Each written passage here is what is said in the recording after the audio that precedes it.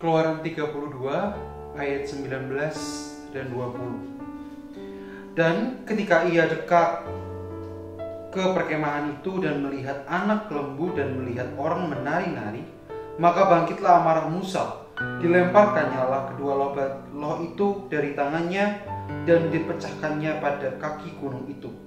Sesudah itu diambilnyalah anak lembu yang dibuat mereka itu, dibakarnya dengan api dan digilingnya sampai halus.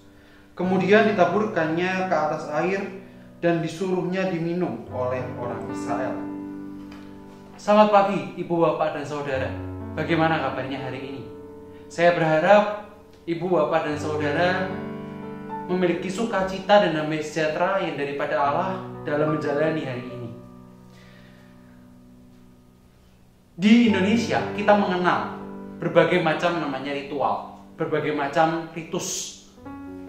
Di Bali misalnya kita seringkali melihat ada sesajen-sesajen yang diletakkan di pinggir-pinggir jalan. Atau mungkin di Jawa kita juga mengenal misalnya ritual kalau misalnya ada orang yang meninggal dan segala macam. Ritual atau ritus dalam bahasa Indonesia atau dalam Kamus Besar Bahasa Indonesia dikatakan sebagai tata cara dalam upacara keagamaan. Di sini menarik, kita dapat melihat dari teks kita hari ini bahwa Musa melakukan salah satu ritus yang memang seringkali ia lakukan. Ya, ia berusaha berbicara kepada Tuhan dengan naik ke gunung. Seperti yang pernah mungkin kita bicarakan, gunung dipercaya oleh orang-orang zaman dahulu sebagai tempat yang paling dekat dengan Tuhan. Jadi jika kita mau bertemu dengan Tuhan saat itu, maka ia harus naik ke atas gunung. Musa pun melakukannya. Musa naik ke atas gunung. Namun Musa tidak kunjung turun. Hal ini yang membuat umat Israel saat itu meragu. Mereka yang sedang menunggu di bawah menjadi, apakah Musa masih hidup di gunung itu? Nah, Ibu, Bapak, dan Saudara, kita bisa melihat di sini keraguan dari orang Israel lah yang membuat mereka menjadi berdosa. Mereka ragu akan pimpinan Tuhan. Mereka ragu bahwa Musa masih hidup. Mereka ragu bahwa Tuhan yang hidup itu yang akan menyelamatkan mereka dan menuntun mereka. Sehingga mereka kemudian membuat Allah yang lain. Membuat Allah buatan. Kalau misalnya kita baca secara umum dari bacaan kita, dari perikop ini, kita bisa melihat bagaimana mereka meragu. Bagaimana kepercayaan mereka akan Allah menjadi goyah. Nah, di sini kita juga dapat melihat, memang kalau misalnya ritus yang tadi dikatakan adalah tata cara dalam upacara keagamaan itu digunakan secara baik, maka hasilnya pun akan baik. Tetapi saat ritus itu ternyata adalah hal-hal yang kemudian membuat kita menjauh dari Tuhan, bahkan melupakan Tuhan, itu yang menjadi masalah.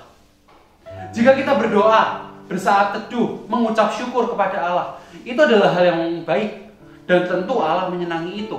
Tetapi jika ternyata yang kita lakukan adalah melakukan ritus-ritus yang justru hanya menyembah kepada berhala, mungkin itu adalah hal yang salah. Sehingga jika hal itu salah, itu hanya akan mendukakan Roh Kudus. Itu hanya akan mendukakan hati Allah. Menariknya, jika kita berusaha untuk melirik ke saat-saat ini, di mana masa COVID-19 belum juga usai, percayakah kita bahwa Allah ada bersama kita? Ragukah kita bahwa Allah tetap ada bersama dengan kita? Allah yang sama, yang ada sebelum masa COVID-19 yang memimpin kita, memimpin pekerjaan kita, sekolah kita, rumah tangga kita, dan sebagainya itu adalah Allah yang sama dengan saat ini. Ragukah kita? Takutkah kita dengan hal-hal seperti itu? Takutkah kita terhadap COVID-19? Takutkah kita terhadap orang-orang yang kemudian memberikan sesuatu konspirasi dan sebagainya, sehingga membuat kita menjadi takut dan semakin tidak memiliki pegangan dalam hidup ini? Banyak kita melihat sekarang di berita-berita. Mereka beberapa waktu yang lalu bahkan ada yang orang sampai dipukuli karena ia terbukti COVID-19. Kita bisa melihat bagaimana kondisi negara kita saat ini, carut marut dan sebagainya. Lalu bagaimana dengan ibu, bapak, dan saudara? Apakah kita masih percaya kepada Tuhan? Tuhan yang sama yang memberkati kita waktu itu, waktu-waktu sebelumnya, memberkati pekerjaan, sekolah, rumah tangga, dan sebagainya, adalah Tuhan juga yang akan memberkati kita, memberkati kesehatan kita, melindungi kita. Bukan artinya saya mengatakan bahwa kita harus abai terhadap prokes dan kemudian hanya percaya kepada Allah. Tentu tidak. Tetapi dengan menggunakan protokol kesehatan, kita percaya dan kita memahami bahwa Allah lah yang akan selalu melindungi kita. Allah lah yang akan selalu bersama dengan kita. Dan Allah yang akan selalu menyelamatkan kita dari masa-masa yang sulit dan kelam ini. Jika ada ibu, bapak, dan saudara yang merasa bersedih, ada yang merasa takut, percayalah, Allah selalu ada buat kita. Allah selalu hadir dalam hidup kita. Allah selalu hadir dalam kehidupan kita. Allah selalu hadir dalam keluarga, pekerjaan, sekolah, dan sebagainya yang kita lakukan. Maka ibu, bapak, dan saudara, hindarilah jika kita hanya bisa percaya kepada hal-hal yang kita pikir itu adalah hal-hal yang mustahil, hanya ritual-ritual belaka. Tetapi percayalah kepada Allah, kepada Sang Empunya kasih dan setia itu, sehingga Ia semakin mengasihi dan semakin setia kepada kita.